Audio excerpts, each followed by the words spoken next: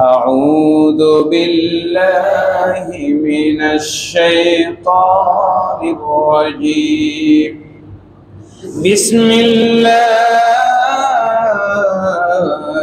الرحمن الرحيم وإذ أخذنا من النبيين ميثاقهم ومنك ومن نوح وإبراهيم وموسى وعيسى ابن مريم وأخذنا منهم ميثاقا غليظا إن الله وملائكته يصلون على النبي يا أيها الذين آمنوا صلوا عليه وسلموا تسليما شكل الزبان খুলে বলি আলহামদুলিল্লাহ আরো যৌক শোক মহব্বতের সাথে বলি আলহামদুলিল্লাহ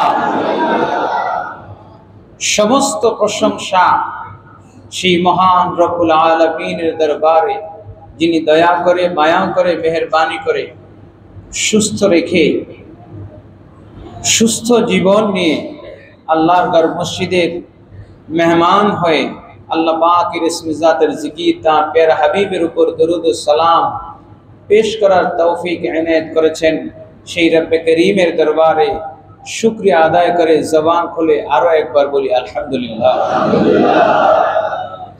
দরুদ ও সালাম পেশ করছি সৃষ্টিকুলের সর্বশ্রেষ্ঠ সৃষ্টিকুলের সর্বপ্রথম সৃষ্টি, যাকে সৃষ্টি না করলে লৌহ কলম চাঁদ সূরজ গ্রহ নক্ষত্র কিছুই সৃষ্টি করত না, সেই নবীর উপর দরুদ ও সালাম সাল্লাল্লাহু আলাইহি ওয়াসাল্লাম। হাজরিন, আজ মাহে সফর মাসের 27 তারিখ, ইংরেজি 22 তারিখ এবং বাংলা ভাদ্র মাসের আজকে 7 তারিখ। আজকের এই দিনটি পৃথিবীর অন্যান্য দিনের মতোই, কিন্তু আমরা আজকে এমন একজন নবীর সৃষ্টি তত্ত্ব নিয়ে জানবো, যাকে সৃষ্টি না করলে আল্লাহ পাক বলছেন লাউলাকা লামা খালাকতুল আফলাক, যাকে সৃষ্টি না করলে আমার আল্লাহ এই জগতের কিছুই সৃষ্টি করতেন না। সুবহানাল্লাহ। সেই নবীর সৃষ্টি তত্ত্ব নিয়ে আমরা আলোচনা করব, কারণ রাসূল সাল্লাল্লাহু আলাইহি ওয়াসাল্লামের শান মান আজমত বুঝার জন্য, রাসূলের আজমত বুঝার জন্য, রাসূলের শান মান বুঝার জন্য তার সৃষ্টি তত্ত্ব জানা দরকার আছে। আল্লাহ রাব্বুল আলামিন কোরআনে কারীমে আদম আলাইহিস সালামকে কিভাবে সৃষ্টি করেছেন এটা বলেছেন, আমরা সবাই জানি, ঠিক কিনা বলেন? আল্লাহ বলছেন ওয়া ইয ক্বালা রাব্বুকা লিল মালাইকাতি ইন্নী জাইলুন ফিল আরদি খলিফা ক্বালু আতাজআলু ফিহা মান ইউফসিদু ফিহা ওয়া ইয়াসফিকুদ দিমা। আল্লাহ বলছেন আদমকে কিভাবে সৃষ্টি করলাম এই সৃষ্টির প্রেক্ষাপট তোমাদের জানিয়ে দিলাম। এবং আমরা জানি যে আল্লাহ পাক প্রথমে জিবরিল, মিকাইল, ইসরাফিল, শেষে আজরাইলকে পাঠাইলেন জমিন থেকে মাটি নেওয়ার জন্য। এবং আদম আলাইহিস সালামের দেহ খামির 40 মতান্তরে 40,000 বছর জান্নাতের নহরের মধ্যে ছিল। বিস্তারিত আদমের সৃষ্টি তত্ত্ব আমরা সবাই টুকটাক জানি কম বেশি, ঠিক কিনা বলেন? এমনকি আমাদের সৃষ্টি কথা এটাও আল্লাহ কোরআনের মধ্যে বলেছেন। আল্লাহ বলছেন কুতিলাল ইনসান মা আকফারাহু মিন আইয়ি শাইইন খালাকাহু মিন নুতফাতিন খালাকা। আল্লাহ বলছেন মানব শিশু কিভাবে আমি সৃষ্টি করি মাতৃগর্ভে, সেই সৃষ্টি তত্ত্ব তোমাদেরকে জানিয়ে দিলাম। বলি সুবহানাল্লাহ। আমার আপনার জন্ম কিভাবে, সৃষ্টি কিভাবে আমরা সবাই জানি কি জানি না? মায়ের গর্ভ থেকে ধপাস করে পড়ছি এইটাই না, মায়ের গর্ভে 10 মাস 10 দিন 9 মাস 8 মাস 9.5 মাস যে কয়দিন পারছি থাকছি, এবং সেখানে আমাদের দেহটা কিভাবে সৃষ্টি হয়েছে তাও আমরা টুকটাক কম বেশি সবাই জানি কি জানি না? কি বলেন, জানি কি জানি না? মায়ের পেটের মধ্যে আমি আপনি এই বিশাল দেহটা নিয়েছিলাম না, সেখানে বাবার এক ফোঁটা পানি ছিল এবং মায়ের রেহেমের মধ্যে প্রথমেই ফাখালাকনাল আলাকাতা মুদগা, সেই পানিটুকু রক্তপিণ্ডে পরিণত হলো। ফাখালাকনাল মুদগাতা ইযামা, সেটা গোশত হলো, গোশত থেকে সেটা হাড্ডি হলো। ফাকাসাউনাল ইযামা লাহমা, এরপর আল্লাহ বলছেন যে হাড্ডির উপরে, হাড়ের উপরে আমি গোশতের প্রলেপ দিয়ে একটা মানব আকৃতি সৃষ্টি করলাম। সুবহানাল্লাহ। হাজরিন, এই হলো মানব শিশু সৃষ্টির প্রক্রিয়া। মনে রাখবেন, সৃষ্টি এক জিনিস, জন্ম এক জিনিস। জন্ম মানে কি? জন্ম হলো মায়ের গর্ভ থেকে পৃথিবীতে আগমন করা। যেমন এই পৃথিবীতে দুইজন মানুষের কোনো জন্ম নাই, কি নাই? জন্ম নাই। তাদের একজন হলো আদম, আর একজন হলো হাওয়া। আদম এবং হাওয়া, এই দুইজনের কি জন্ম হয়েছে? এদের সৃষ্টি হয়েছে। কি হয়েছে? সৃষ্টি হয়েছে। কিন্তু আমি আপনি যত মানব শিশু পৃথিবীতে এসেছি, আমাদের সৃষ্টি প্রথম এক ধাপ আলমে আরওয়ায়, আরেক ধাপ মায়ের গর্ভে, এবং পরিশেষে আমাদের সৃষ্টিটা যখন শেষ হয়, আমাদের দেহ সৃষ্টির কাজ যখন শেষ হয়, তখন আল্লাহ বলেন যে এই শিশুটাকে ধীরে ধীরে আল্লাহ বলছেন ফাকাদ্দারাহু সুম্মা সাবিলা ইয়াসসারাহু, তাকে পৃথিবীতে আগমন করার জন্য পথটাকে সহজ করে দিলাম। সুবহানাল্লাহ। এই পথ যদি সহজ যাদের না হয় সহজ পথটা, তখন আল্লাহ পাক রব্বুল আলামিন এই পৃথিবীতে দেখবেন যখন মায়ের সন্তান জন্মের সময় হয়, তখন কিছু কিছু মা স্বাভাবিকভাবে সন্তান জন্ম দেন, আবার কিছু কিছু সিজার করা লাগে কি লাগে না। এই যে টোটাল জন্ম প্রক্রিয়া এবং সৃষ্টি প্রক্রিয়া মানব শিশু, এই পৃথিবীর প্রত্যেকটা মানুষের সৃষ্টি প্রক্রিয়া আছে, কিন্তু আমরা অধিকাংশই আমাদের রাসূলের সৃষ্টি প্রক্রিয়া, রাসূলকে কিভাবে আল্লাহ বানাইলেন, এটা আমরা অধিকাংশই জানি না।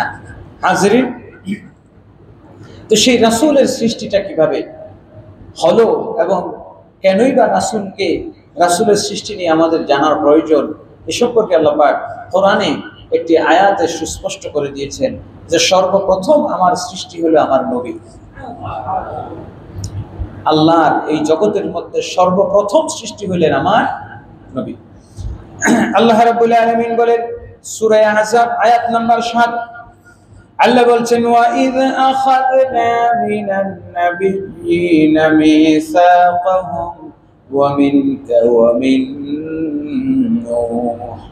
ওয়া ইয আখাযনা, আর আমি যখন গ্রহণ করেছি মিনান নাবিয়্যিনা, নবীদের থেকে, মিসাকাহুম, তাদের অঙ্গীকার। আল্লাহ সুবহানাহু ওয়া তাআলা যখন সমস্ত নবীগণের থেকে একটা অঙ্গীকার নিলেন, অঙ্গীকার মানে শপথ নিলেন, সেই শপথের অনুষ্ঠানে আল্লাহ পাক বলছেন সর্বপ্রথম আমি শপথ গ্রহণ করলাম আপনার থেকে। সুবহানাল্লাহ।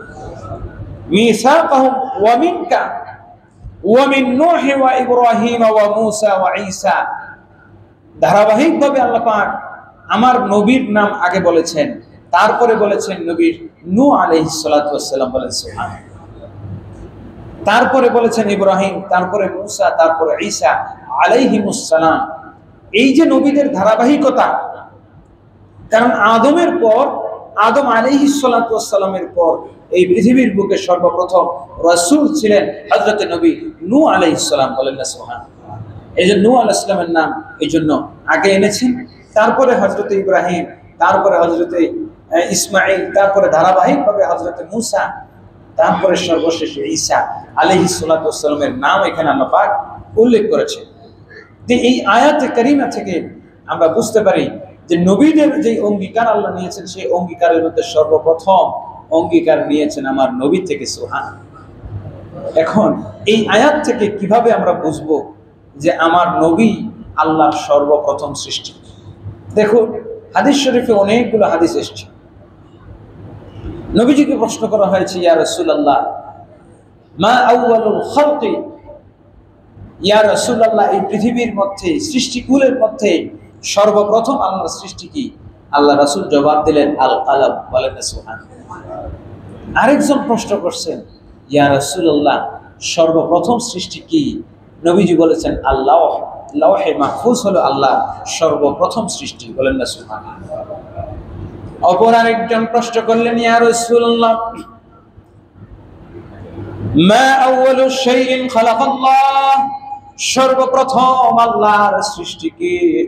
আল্লাহ রাসূল জবাব দিলেন আল আরশ, সর্বপ্রথম সৃষ্টি হচ্ছে আরশ। বলি সুবহানাল্লাহ।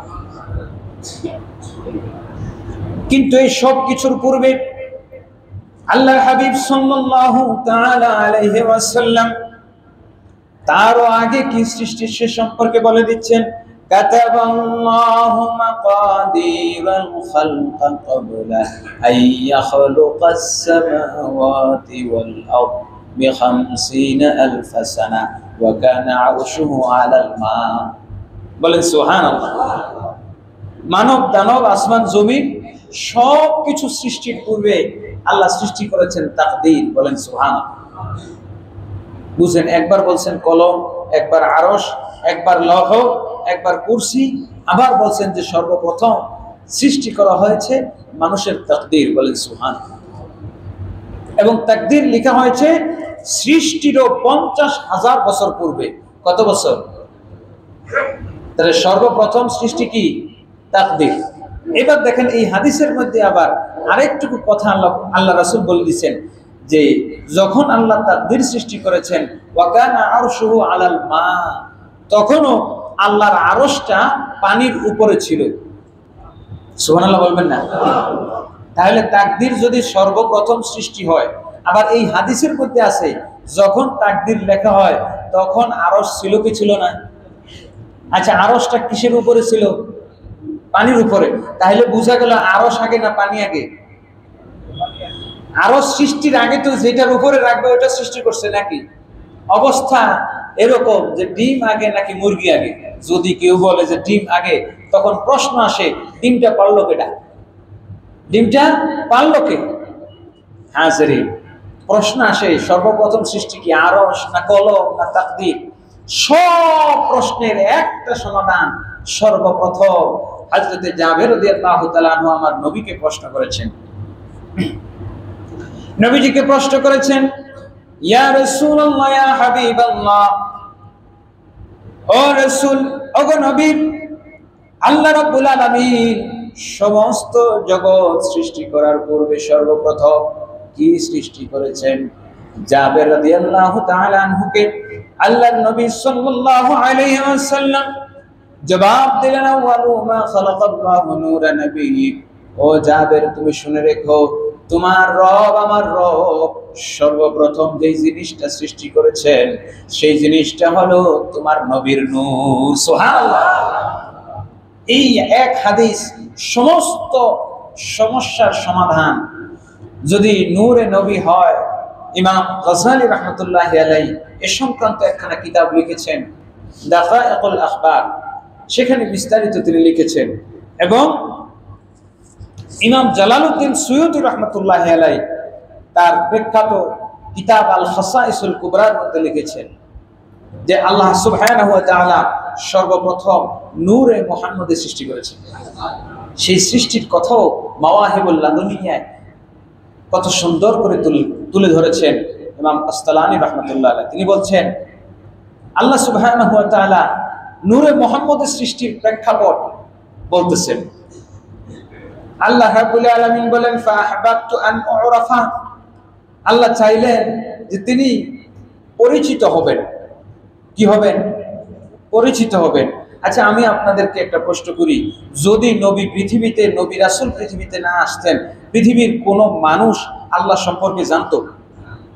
কারণ আল্লাহর পরিচয় আমরা জেনেছি নবীর মাধ্যমে, ঠিক কিনা বলেন? আল্লাহ নিজেই বলছেন, কুল হুয়াল্লাহু আহাদ। আল্লাহ আয়েশা বলেন নাই আনা রাব্বুকুম, আনাল্লাহ লা ইলাহা ইল্লা আনা ফা'বুদনি, আল্লাহ সরাসরি বলেন নাই, নবীকে বলছেন, নবী গো আপনি একটু আমার পরিচয় আমার বান্দাদেরকে জানায় দেন, আমি আল্লাহই তাদেরকে বানাইছি, সুতরাং তারা আমারই ইবাদত করুক, আমি আল্লাহই তাদের জন্য জান্নাত বানিয়েছি, আমি আল্লাহই তাদেরকে জান্নাত দেব, বলেন সুবহানাল্লাহ। তাহলে আল্লাহ রাব্বুল আলামিন যখন তিনি চাইলেন পরিচিত হবেন, পরিচিত হওয়ার জন্য একজন প্রিয় লোককে সৃষ্টি করবেন, আল্লাহ রাব্বুল আলামিন তখন বললেন কুনি হাবিবি মুহাম্মদ। আল্লাহ সুবহানাহু ওয়া তাআলা সর্বপ্রথম এই মুহাম্মদ শব্দ উচ্চারণ করে বললেন যে আমার হাবিব মুহাম্মদ তুমি হয়ে যাও, তখনই নূরে মুহাম্মদী হয়ে গেল, সুবহানাল্লাহ। যেহেতু আল্লাহ পাক কুন বললেই ফায়াকুন, কুন বললেই ফায়াকুন হয়ে যায়। এখানে একটা বিষয় যে লা মাকাম, যখন কোনো কিছুই ছিল না, একেবারে এই পৃথিবীর মধ্যে কোনো সৃষ্টি ছিল না, তখনও আমার নবী ছিলেন, সুবহানাল্লাহ। আদম আগে না আমার নবী আগে? নবী সাল্লাল্লাহু আলাইহি ওয়াসাল্লাম বলেছেন কুনতু নাবিয়্যান ওয়া আদামু বাইনাল মাই ওয়াত তিন, যখন আদম সৃষ্টি হয় নাই, মাটি এবং পানির মাঝে আদম লুটোপুটি খান, তখনও আমি আল্লাহর নিকটে নবী, সুবহানাল্লাহ। অন্য riwayat আছে কুনতু নাবিয়্যান ওয়ালা আদামা ওয়ালা মাআ ওয়ালা তিন, আমি তখনও নবী ছিলাম যখন পানিও ছিল না, আগুনও ছিল না, আরশ ছিল না, লৌহ ছিল না, কলম ছিল না, কোনো কিছু ছিল না, তখন আমি নবী মুহাম্মদ ছিলাম, সুবহানাল্লাহ। হাজরিন, সেই রাসূলের সৃষ্টি এবং এবছর যে আমরা ঈদে মিলাদুন নবী পালন করব, মিলাদুন নবী কি আপনারা পালন করেন কি করেন না? নাকি আবার বলবেন যে মিলাদ টিলাদ কিছু নাই, জন্ম নাই? কি আমার আপনার যদি জন্ম না হইতো আমি এখানে বসতে পারতাম? হাজরিন, মিলাদ সবার আছে, শুধু মিলাদ নাই আল্লাহ। আল্লাহর মিলাদ আছে কোনো? আল্লাহর জন্ম আছে?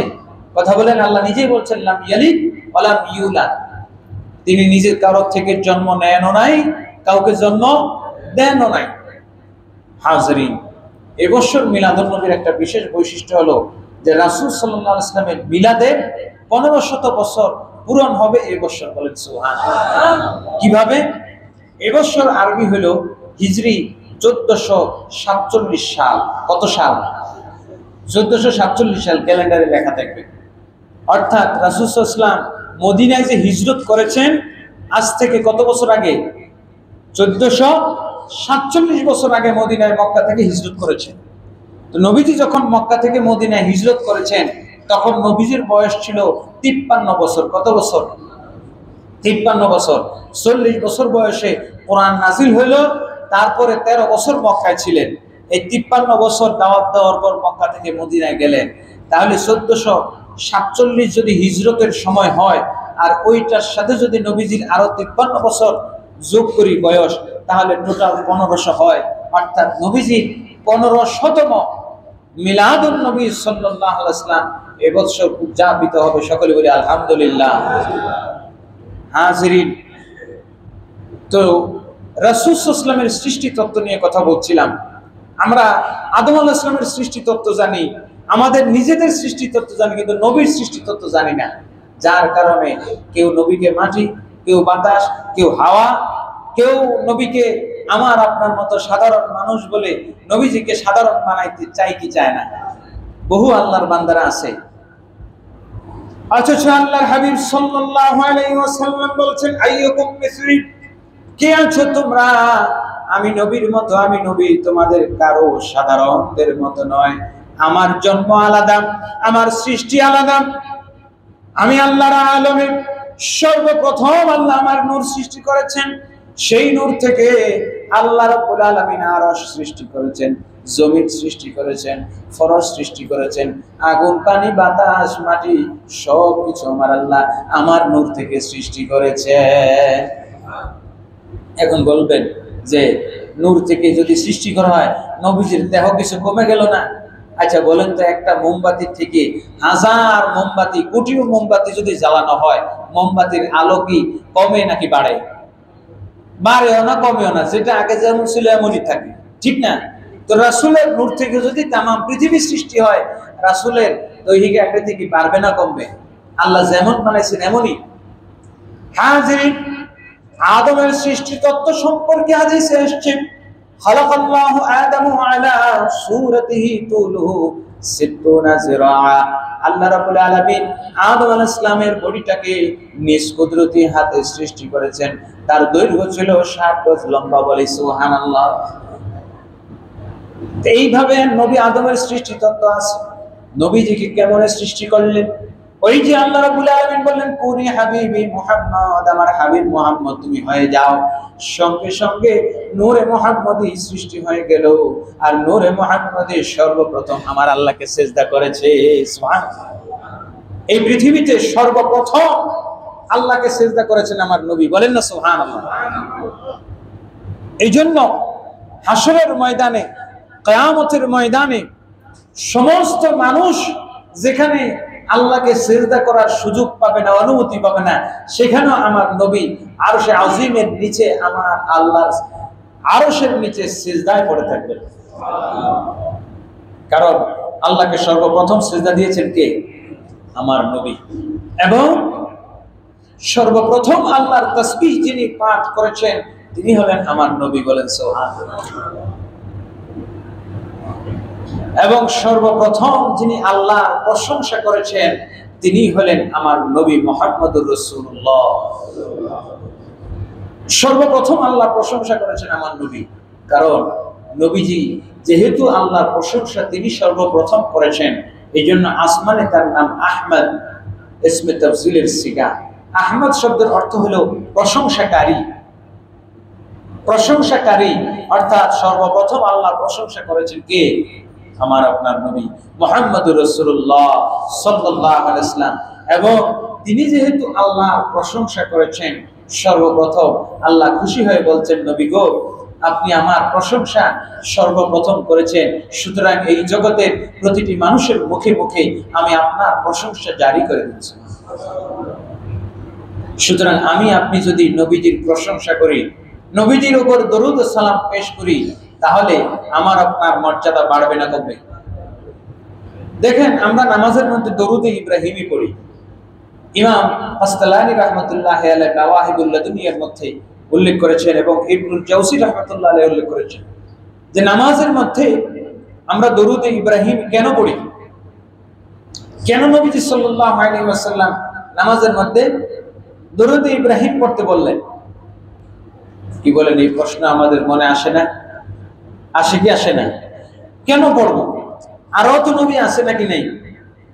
আদম আলাইহিস সালাম আছেন, মুসা আলাইহিস সালাম আছেন, ইসমাঈল আলাইহিস সালাম, নূহ আলাইহিস সালাম, ঈসা আলাইহিস সালাম, এত নবী থাকতে আদম ইব্রাহিম আলাইহিস সালামের নামটা কেন আমরা পড়ি?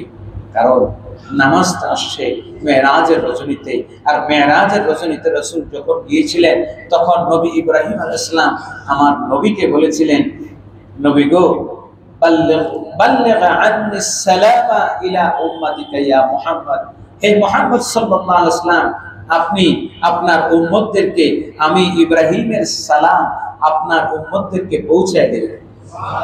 সুবহানাল্লাহ বলবেন না? নবী ইব্রাহিম আলাইহিস সালাতু ওয়াস সালাম ওই সপ্তম আকাশে বাইতুল মামুরের দেওয়ালের মধ্যে পিঠ লাগাইয়া বসে আছে। আমার নবীজি যখন আল্লাহর সঙ্গে দিদার শেষ করে দুনিয়ায় আসবেন, আসার সময় নবী ইব্রাহিম বলছেন, ওগো নবী আখেরি পয়গম্বর মুহাম্মদুর রাসূলুল্লাহ সাল্লাল্লাহু আলাইহি ওয়াসাল্লাম আপনি যখন আপনার উম্মতদের নিকটে যাবেন, আপনার উম্মতদের নিকটে গিয়ে আমি নবী ইব্রাহিমের সালাম খানা পৌঁছায় দিবেন, মিল্লাতা আবিকুম ইব্রাহিম হুয়া সাম্মাকুমুল মুসলিমিন। সুবহানাল্লাহ। আমাদের জাতির পিতা, মুসলমান জাতির পিতা হযরত ইব্রাহিম আলাইহিস সালাম তিনি আমাদেরকে সালাম জানিয়েছেন। আর তাই আল্লাহ রাসূল সাল্লাল্লাহু আলাইহি ওয়াসাল্লাম এসে বললেন, ও আমার সাহাবারা, ও আমার উম্মতেরা শোনো, মেরাজের রাতে যেহেতু নামাজ পেয়েছি এবং ওই মেরাজের টোটাল ঘটনাটা একটা সামারি হলো মেরাজের তাশাহুদ। এই তাশাহুদ যখন শেষ করবা, মেরাজের আলোচনা যখন করবা, তাশাহুদের মধ্যে আলোচনা যখন শেষ করবা, তখন আমি নবীকে যখন সালাম দিবা, সঙ্গে সঙ্গে ইব্রাহিম আলাইহিস সালামকেও একটু সালাম দিবা, কারণ মেরাজের রাতে তিনি তোমাদেরকে সালাম জানিয়েছেন। তাইলে নবীজিকে আমি আপনি যদি ইব্রাহিম আলাইহিস সালাম আমাদেরকে সালাম জানিয়েছেন। তার ফলে আল্লাহ রাব্বুল আলামিন তার বদৌলতে তার নামটা নামাজের মধ্যে আমাদের জন্য আবশ্যক করে দিলেন। সুবহানাল্লাহ, নামাজে তাকে সালাম জানানো আবশ্যক করে দিলেন। সুতরাং এই ঘটনা থেকে আমরা বুঝতে পারি যে আমরাও যদি আমাদের নবীকে সালাম জানাই, আমাদের নবীজিকে মহব্বত করে একটু ইয়া নবী সালাম আলাইকা জানাই, তাহলে আল্লাহ খুশি হবে না বেজার হবে? হাজরিন, এটি সাধারণ একটি বোধগম্য বিষয় যে রাসূল সাল্লাল্লাহু আলাইহি ওয়াসাল্লামের শান, মান, আজমত কত উপরে, কত উঁচু। নবীজি সাল্লাল্লাহু আলাইহি ওয়াসাল্লামের সাথে কারো কোনো তুলনা হয়? আল্লাহ যেমন বেমিসাল, নবীও বেমিসাল, কিন্তু আল্লাহ খালেক, নবী মাখলুক। আল্লাহ খালেক, নবী কি মাখলুক। এই জন্য আল্লাহ রাব্বুল আলামিন যখন তার প্রিয় হাবিবকে সৃষ্টি করলেন, সৃষ্টি করার পর হাজার কোটি লক্ষ কোটি বছর ওই আকাশের নক্ষত্র রূপে রেখে দিলেন। জিবরিল আমিন বলেছেন, আমি আমার জন্মের পরে আকাশের যে নক্ষত্রটুকু দেখেছি, ইয়া রাসূলুল্লাহ, ইয়া হাবিবাল্লাহ, ওই জাতে পাকের কসম, ওই নক্ষত্রই হলো আপনার মোহরে নবুয়ত। বলি সুবহানাল্লাহ। এখন বলবেন যে ওই জায়গা হাজার কোটি বছর আগে, ওই জায়গার ইতিহাস কোনো বইতে লেখা নাই, কোনো কিতাবে লেখা নাই। নবীজিকে যে সৃষ্টি করলেন, আসলে এই জ্ঞানগুলো এমন জ্ঞান যে জ্ঞানগুলো সবার জন্য সমান না। যেমন দেখেন, ওই যে প্রথম হাদিসে বলেছি, নবীজিকে প্রশ্ন করেছেন এক একজন সাহাবী এক এক ভাবে। যেমন কেউ আয়েশা রাসূলকে প্রশ্ন করেছেন, ইয়া রাসূলুল্লাহ, যে সর্বশ্রেষ্ঠ আমল কি? নবীজি তার মধ্যে দেখছেন যে সে মা বাবার খেদমত করে না, নামাজ কালাম সব ঠিক আছে, কিন্তু মা বাবার খেদমত করে না। তখন তাকে বললেন মা বাবার খেদমত করা। আরেকজন এসে বলছেন, ইয়া রাসূলুল্লাহ, ইয়া হাবিবাল্লাহ, আইয়ুল আমালি আফদল, সবচেয়ে উত্তম আমল কোনটা? নবীজি দেখলেন তার মা বাবার খেদমত, নামাজ, রোজা সব ঠিক আছে, কিন্তু জিহাদে যাইতে চায় না, জিহাদে যাওয়া ভয় করে। তখন নবীজি বলেন, আফদালুল আমাল জিহাদু ফি সাবিলিল্লাহ। বলেন না সুবহানাল্লাহ। যার মধ্যে যেই ঘাটতি ছিল তাকে সেই ঔষধ দেওয়া, এটা হলো প্রকৃত ডাক্তারের কাজ। আর হাতুড়ে ডাক্তারের কাজ হলো, যদি পেটের ব্যথা তাও প্যারাসিটামল, যদি নাকে ব্যথা, মাথা ব্যথা, পায়ে ব্যথা, যদি আমসা তাও প্যারাসিটামল। ঠিক কিনা বলে? তো সাহাবায়ে কিরাম রাদিয়াল্লাহু তাআলা আলাইহিম আজমাইন তাদের কদরে আকল অনুযায়ী রাসূল জবাব দিতেন। হযরত জাবের রাদিয়াল্লাহু তাআলা আনহুকে যে জবাবটা দিয়েছেন যে সর্বপ্রথম সৃষ্টি হলো তোমার নবীর নূর, এই জবাবটা অন্য কাউকে দেন নাই। কারণ রাসূল সাল্লাল্লাহু আলাইহি ওয়াসাল্লামের একজন সাহাবী হযরত আবু যর গিফারী রাদিয়াল্লাহু তাআলা আনহু, তিনি বলছেন, সব সাহাবী একরকম না, তিনি বলছেন, লাকাদ তুফিয়া রাসূলুল্লাহ সাল্লাল্লাহু আলাইহি ওয়াসাল্লাম। ইমাম মুসলিম রাহমাতুল্লাহি আলাইহি কিতাবুল ফিতানের মধ্যে হাদিসখানা উল্লেখ করেছেন, লাকাদ তুফিয়া রাসূলুল্লাহ সাল্লাল্লাহু আলাইহি ওয়াসাল্লাম ওয়া মা তায়িরুন ইয়াতিরু বিজানাহিহি ইল্লা যাকারনা মিনহু ইলমা। আকাশের মধ্যে কোন একটা পাখি যদি উড়ে যাইত, ওই পাখিটা উড়ে যাওয়ার সময় তার ডানা চাপটানোর মাধ্যমে আমাদেরকে কি মেসেজ দিচ্ছেন, কি তথ্য দিচ্ছে, আমরা সাহাবায়ে কেরাম নবীজির ওফাতের পর এমন অবস্থায় এমন জ্ঞান নবীজি আমাদেরকে দিয়ে গিয়েছেন, আমরা পাখা ঝাপটানোর মাধ্যমেও বুঝতে পারতাম পাখিটা কি বলতেছে। সুবহানাল্লাহ। আর একটু জোরে বলেন না সুবহানাল্লাহ। কত কঠিন এবং জটিল কথা। পাখি আকাশে উড়ে যাচ্ছে, তার পাখা ঝাপটানোর মাধ্যমে পাখিটা কি বার্তা দিচ্ছে, কি মেসেজ দিচ্ছে, পাখিটা কি কথা বলছে, সাহাবায়ে কেরামদের মধ্যে কিছু লোক সেটাও জানতেন, সবাই জানতেন না, সবাই বুঝতেন না।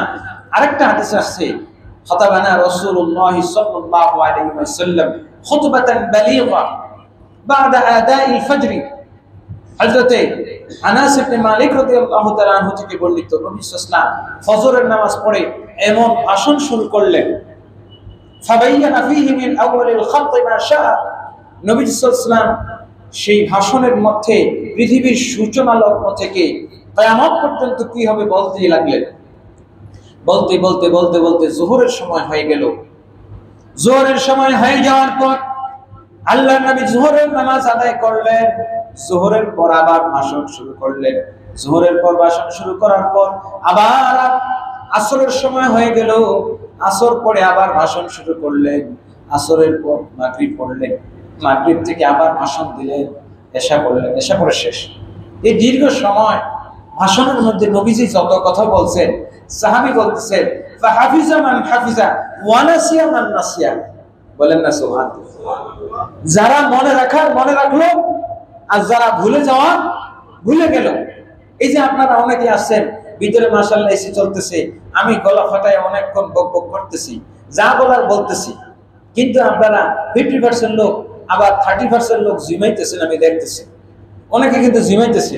আর মসজিদ থেকে বের হয়ে যাওয়ার পরে যদি আপনারা জিজ্ঞেস করে আরেকজন সাংবাদিক যে হুজুরে আজকে কি বলছে, বলবে হুজুরে সাদা আবায়া পড়ছিল, গোল্ডেন কালারের আবায়া পড়ছে, সাদা জামা পড়ছে। কথা বুঝতে পারছেন? অর্ধেক ভুলে যাবেন। এটা বলার উদ্দেশ্য হলো যে রাসূল সাল্লাল্লাহু আলাইহি ওয়াসাল্লামের সৃষ্টি তত্ত্ব সম্পর্কে যে জ্ঞান নবীজি নিজে বলে গিয়েছেন, সেটা যারা মনে রাখার রাখছে, যারা ভুলে যাওয়ার ভুলে গেছে। হাজিরিন, নবীজি সাল্লাল্লাহু আলাইহি ওয়াসাল্লামের সৃষ্টিটা এমন, নবীজির সৃষ্টি এই দুনিয়ায় হয় নাই, নবীজির সৃষ্টি হয়েছে একেবারে সমস্ত সৃষ্টির আগে। সৃষ্টি করার পর ওইখানে আল্লাহ রেখে দিলেন। এরপরে সৃষ্টি আল্লাহ রাব্বুল আলামিন, আল্লাহ সুবহানাহু ওয়া তাআলা ইচ্ছা করলেন যে নূরে মুহাম্মদী জমিনে পাঠাইবেন। তো জমিনে পাঠাইবেন ফেরেশতা পাঠানোর মতো না। নবীজি সাল্লাল্লাহু আলাইহি ওয়াসাল্লাম আসমান থেকে ফেরেশতারা পৃথিবীতে বাতাসের মধ্যে পাখিদের মতো উড়ে উড়ে আসে, বলেন সুবহানাল্লাহ। আমরা যেভাবে পানির মধ্যে সাঁতার কাটি, সেভাবে ফেরেশতারা বাতাসের মধ্যে সাঁতার কাটে, সুবহানাল্লাহ।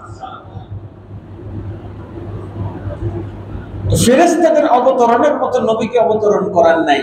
নবীর সৃষ্টিটা দেখেন কিভাবে আল্লাহ রাব্বুল আলামিন নূরে মুহাম্মদের সৃষ্টি করার পর আদমকে সৃষ্টি করলেন। আদমের দেহটা মাটির সৃষ্টি, মাটির একটা মূর্তি, মাটির একটা দেহ যদি বানানো হয়, আমার আপনার শরীরের পেটের ভিতরে যদি কিছু যায়, আপনি বাহির থেকে এটা দেখতে পারবেন না। এক্স-রে দিয়ে, বিশেষ আলোক রশ্মি দিয়ে দেখা হয়। বাহির থেকে আলো দেওয়া লাগে কি লাগে না?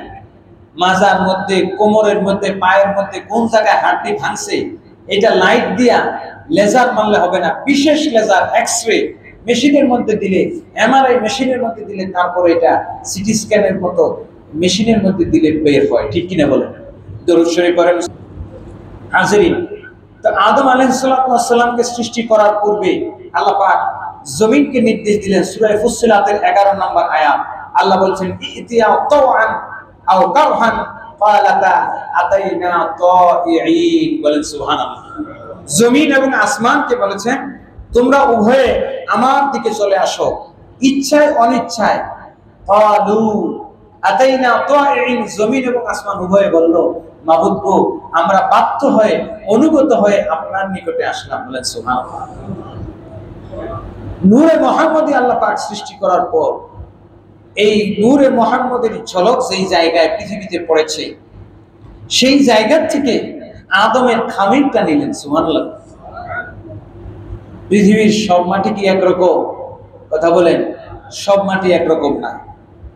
তো যেই মাটিটা সর্বোত্তম নবীজির নূরের তাজাল্লি পৃথিবীতে যেই মাটিতে পড়েছে, জিবরাইল আমিনকে পাঠাইলেন ওই মাটিটা নিয়ে আসো। ওই মাটিটা নিয়ে গেল। যাওয়ার পরে ওইটা জান্নাতের সালসাবিল দিয়ে ধুইলেন।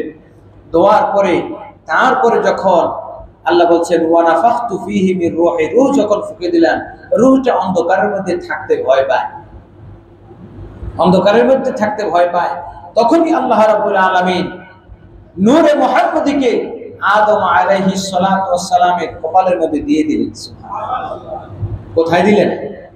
কথা বলেন, কপালের মধ্যে। কি বিশ্বাস হয় না আজগুবি কথা মনে হয়? আজগুবি কথা নয়।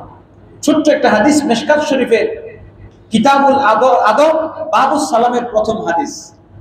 হাদিসের মধ্যে আদমের সৃষ্টি তত্ত্বের মধ্যে আল্লাহ রাসূল বলছেন ফাওয়াদা আলাইহি বিয়ামিনি, আল্লাহ তার ডান কুদরতি হাত আদমের পিঠের ডান দিকে রাখলেন। ডান দিকে রাখার পর আল্লাহ পাকের কুদরতি হাতে পিপিলিকার মতো সাদা সাদা কিছু পিপিলিকা বের হলো। ওইগুলো হলো আদমের ডান পিঠের ডান দিক থেকে সাদা যে পিঁপড়ার মতো গুলো যেগুলো বের হলো, এগুলো হলো জান্নাতীদের রূপ, বলে সুবহানাল্লাহ। পিঠের বাম দিক থেকে কিছু সাদা পিপিলিকার মতো বের হলো, কালো পিপিলিকার মতো বের হইলো, ওগুলো হইলো জাহান্নামীদের রূপ। কাদের রূপ? কাদের রূপ বলেন? জাহান্নামীদের রূপ। এই জন্য আজকের বিজ্ঞান বলছে ইয়াখরুজু মিন বাইনি সুলবি ওয়াত তারাইব, মানুষের যে স্পার্ম তৈরি হয় পুরুষের পিঠের মেরুদণ্ড থেকে, সেখান থেকে যে স্পার্ম বের হয়, মানব ভ্রূণ যেটাতে আছে এটা পিপিলিকার মতো ছোট্ট ক্ষুদ্র আকৃতি, 1 ফুটের মধ্যে কোটি কোটি মানব শিশুর অস্তিত্ব সেখানে আছে। সুবহানাল্লাহ, হাদিসের সত্যতা এর মধ্যে পাওয়া যায়।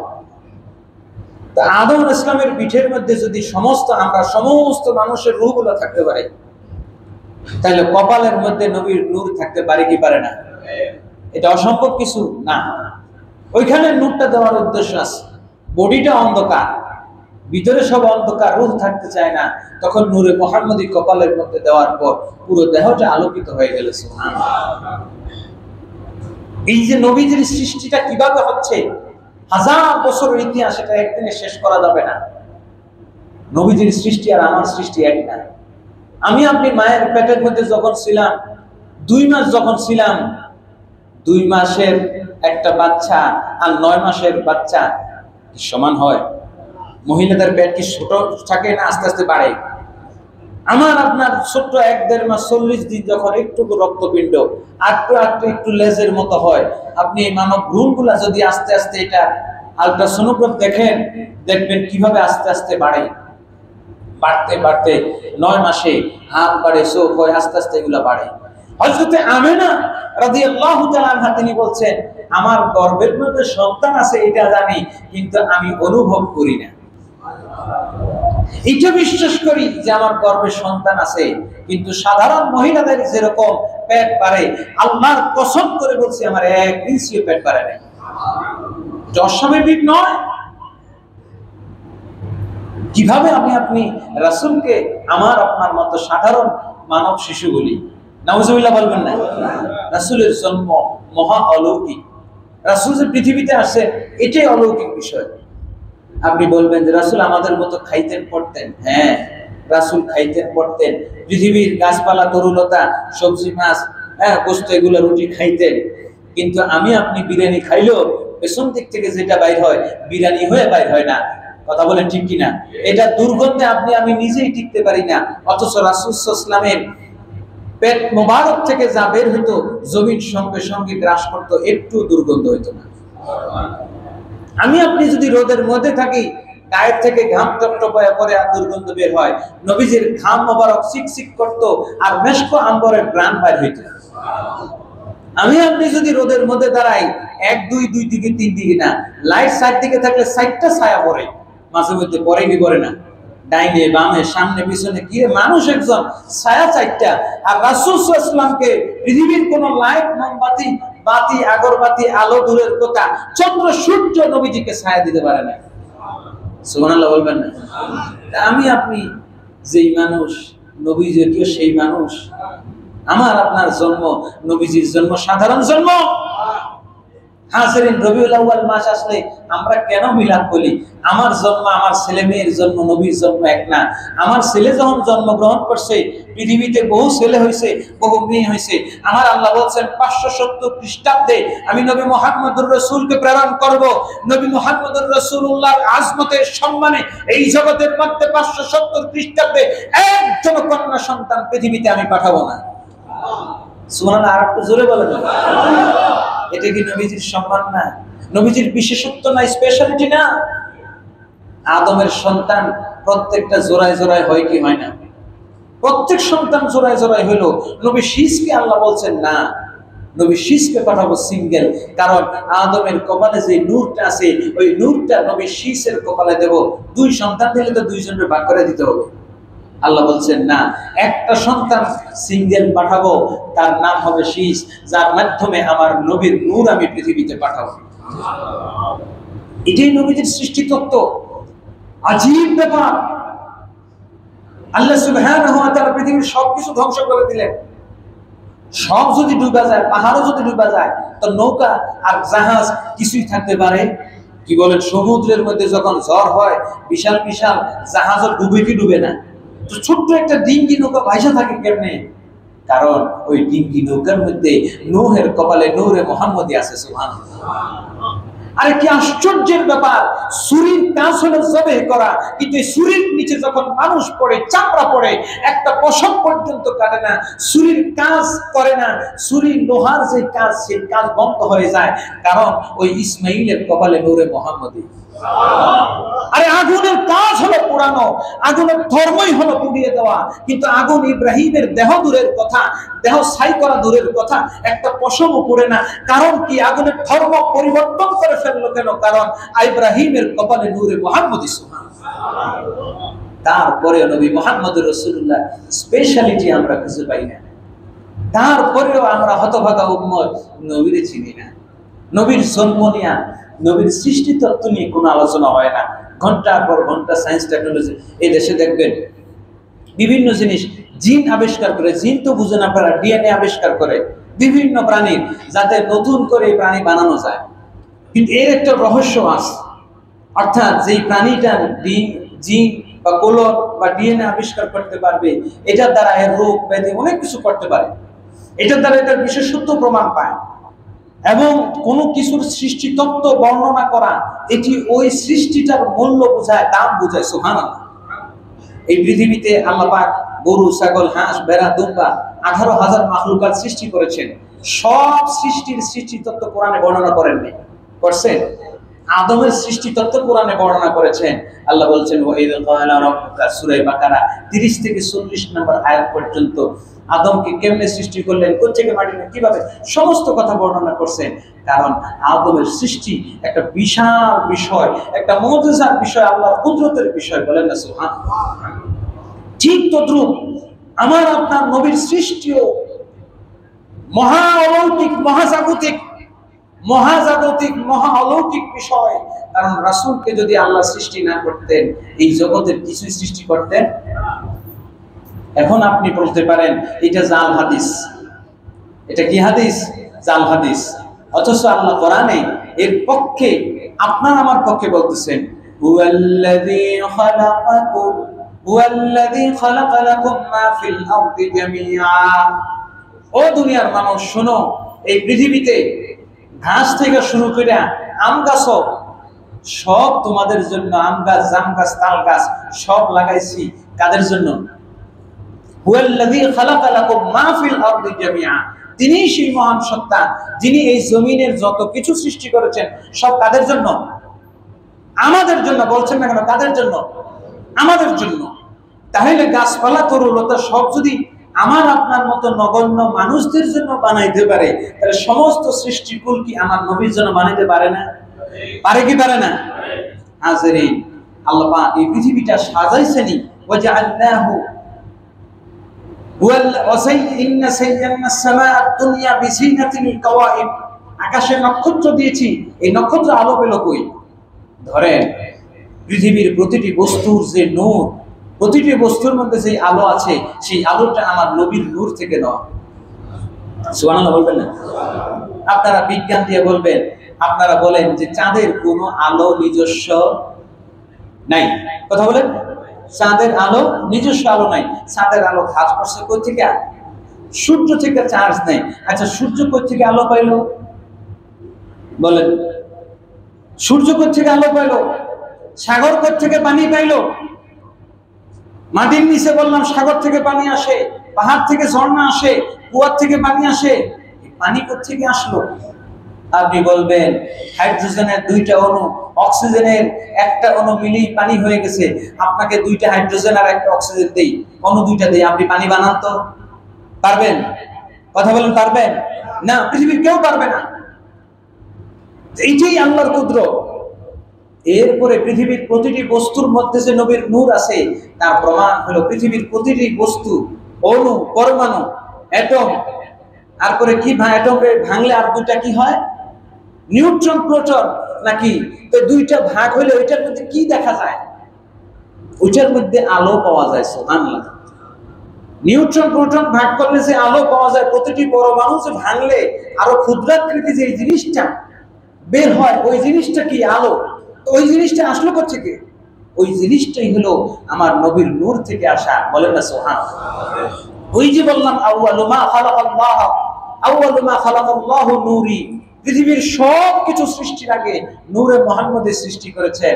আর নূরে মুহাম্মদি থেকে আরশ, কুরসি, লৌহ, কলম সব কিছু সৃষ্টি করেছেন।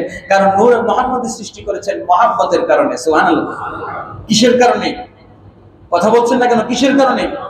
এই নূরটাই হলো মহব্বত, ভালোবাসা। একটা পরমাণুর মধ্যে দেখবেন, পরমাণুর মধ্যে যখন দুইটা বিন্দু, দুইটা জাররা, ইলেকট্রন, প্রোটন বা এই জাররা যেগুলো একটার সাথে আরেকটা ঘুরতে থাকে, অনুপরমাণু একটা মধ্যে দেখবেন ঘুরতে থাকে সার্কেলের মতো, একটা আরেকটার ছাইড়া যায় না। এর কারণটা কি?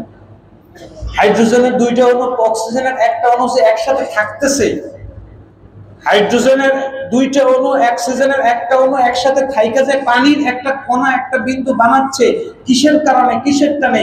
নূরে মুহাম্মদের মহব্বতের টানে। বলেন না সুবহানাল্লাহ। ওই জায়গায় যদি মহব্বত না থাকতো, হাইড্রোজেনের দুইটা অণু আলাদা হয়ে যেত, অক্সিজেনের একটা অণু আলাদা হয়ে যেত, রাসূলের মহব্বতের, নূরে মুহাম্মদের মহব্বত তাদের মধ্যে যদি না থাকতো, হাইড্রোজেন আলাদা হয়ে যাবে, অক্সিজেন আলাদা হয়ে যাবে, তখনই কিয়ামত কায়েম হয়ে যাবে। কারণ রাসূল বলছেন, ইজা শামসু কুবিরাত, সূর্যকে পানির মধ্যে ফেলে দেওয়া হবে, তখনই কিয়ামত হবে, যখন রাসূলের মহব্বত থাকবে না। কিভাবে? অক্সিজেন হলো দাহ্য পদার্থ। আল্লাহ রাসূল বলছেন, কিয়ামতের সময় সূর্যকে সাগরের মধ্যে ফেলে দেওয়া হবে, তখন সাগরের পানি সব আগুন হবে। কিভাবে? যখনই রাসূলের মহব্বতের নূর ওই জায়গা থেকে আলাদা হয়ে যাবে, হাইড্রোজেন আলাদা হয়ে যাবে, অক্সিজেন আলাদা হয়ে যাবে, সূর্যের আগুন যখন ফেলা হবে, সঙ্গে সঙ্গে সাগর, মহাসাগর গুলো সব আগুনে পরিণত হবে। বলেন না সুবহানাল্লাহ।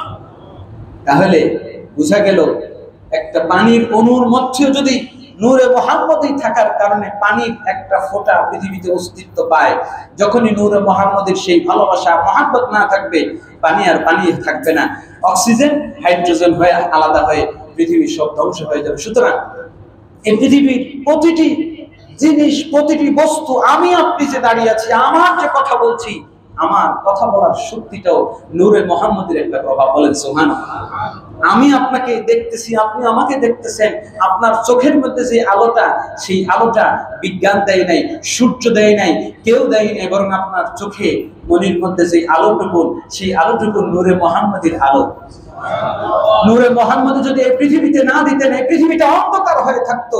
নূরে মুহাম্মদ যদি না আসতো, তাহলে সূর্যের কোনো আলো থাকতো না, সূর্যের কোনো আলো না থাকলে চন্দ্র কোনো আলো পেত না। সুতরাং এই জগৎ নূরে মুহাম্মদের আলোয় উদ্ভাসিত করে। সুবহানাল্লাহ। সুতরাং সেই নবীর মহব্বত, আজমত, সেই নবীর মিলাদ, ১৩,০০০তম মিলাদুন নবী ইনশাআল্লাহ আগামী সেপ্টেম্বর মাসে আমরা এই মসজিদে উদযাপন করব। নবীর ভালোবাসায়, নবীর আলোয় আমরা আলোকিত, নবীর ভালোবাসায় আমরা উদ্ভাসিত, নবীর ভালোবাসায় আমরা বেঁচে আছি। নবী যতদিন আছে ততদিন আমাদের জীবন আছে। নবী আমাদের দেহ মনে নাই, আমাদের দেহ, কলিজা, কলব সব চূর্ণ বিচূর্ণ, ছিন্ন বিচ্ছিন্ন হয়ে যাবে। সুতরাং সেই নবীকে দেহে, কলবে, হৃদয়ে, মনে, প্রাণে, চোখের জ্যোতিতে আমরা সব জায়গায় ধারণ করব। আগামী শুক্রবার, এরপরে সেপ্টেম্বরের প্রথম সপ্তাহে ঈদে মিলাদুন নবী মাহফিল বিশাল পরিসরে এই মসজিদে, এই মসজিদে বরাবরের মতো সব সময় আমাদের কমিটির আয়োজন হয়ে থাকে। ঈদে মিলাদুন নবীর বিশাল আয়োজন। আমি অনুরোধ করব, আগামী শুক্রবার আমরা কালেকশন করব ঈদে মিলাদুন নবীর মাহফিল, ১৩,০০০তম নবীজির মিলাদুন নবীর মাহফিল। সুতরাং শিরক বিদআতের ফতোয়া বাদ দিয়ে আমরা রাসূলের মহব্বতে, রাসূলের সিরাত নিয়ে, রাসূলের জীবনী নিয়ে, মিলাদ নিয়ে আলোচনা করব, শুনবো। আগামী শুক্রবারে কালেকশন হবে, এরপরের সপ্তাহে ইনশাআল্লাহ ঈদে মিলাদুন নবীর মাহফিল হবে। আপনাদের সবার দাওয়াত, এবং আগামী শুক্রবার কালেকশনের জন্য আপনারা যে যেটুকু পারেন রাসূলের মহব্বতে, রাসূলের ভালোবাসায় মাহফিলে অংশগ্রহণ করবেন। আল্লাহ আমাদের সবাইকে কবুল করুন, আমিন। আখির দাওয়ানা আলহামদুলিল্লাহি রাব্বিল আলামিন।